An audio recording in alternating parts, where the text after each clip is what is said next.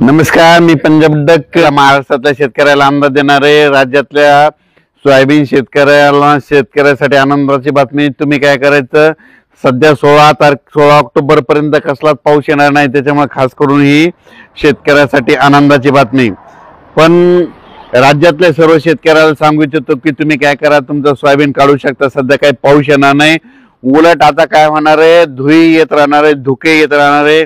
असं धुके आणि थंडी देखील येत राहणार आहे, म्हणून हा अंदाज लक्षात घ्यायचा. फक्त राज्यात काय होणार आहे, राज्यामध्ये 16 ऑक्टोबर 17 ऑक्टोबरच्या दरम्यान काय होणार, थोडं पावसाचं वातावरण तयार होणार आहे. मग खूप काही सगळ्या महाराष्ट्रात नसणार आहे, म्हणून हा अंदाज सर्व शेतकऱ्यांनी लक्षात घ्यायचा. आणि राज्यातल्या सर्व शेतकऱ्याला सांगायचं झालं तर 16-17 ऑक्टोबरला देखील एवढं काही घाबरायची चिंता नाही, कारण की खूप काही मोठा नाही पाऊस.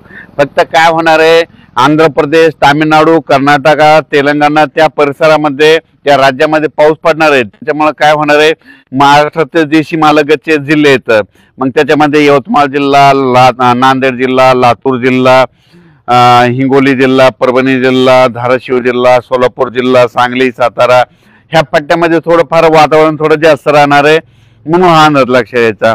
म्हणजे 16, 17, 18च्या दरम्यान खूप काही राज्यात एवढा काही मोठा पाऊस पडणार नाही, म्हणून हा अंदाज सर्वप्रथम शेतकऱ्यांनी लक्षात द्यायचा.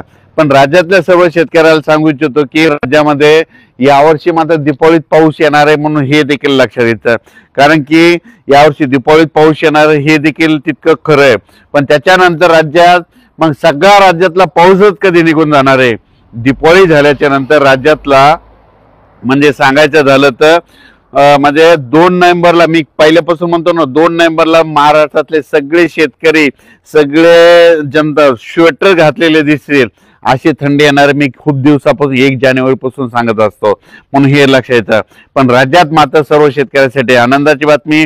राज्यामध्ये आता 15 ऑक्टोबर पर्यंत कसलाच पाऊस पडणार नाही, म्हणजे खूप काही मोठा पाऊस नसणार. फक्त काय असं माहिती आहे का, की स्थानिक वातावरण तयार होऊन थोडाफार पाऊस येऊ शकतो, म्हणून हा अंदाज सर्व शेतकऱ्यांना लक्षात येतात. पण राज्यात मात्र 15 ऑक्टोबर पर्यंत कसलाच मोठा पाऊस नाही, म्हणून हा अंदाज लक्षात यायचा.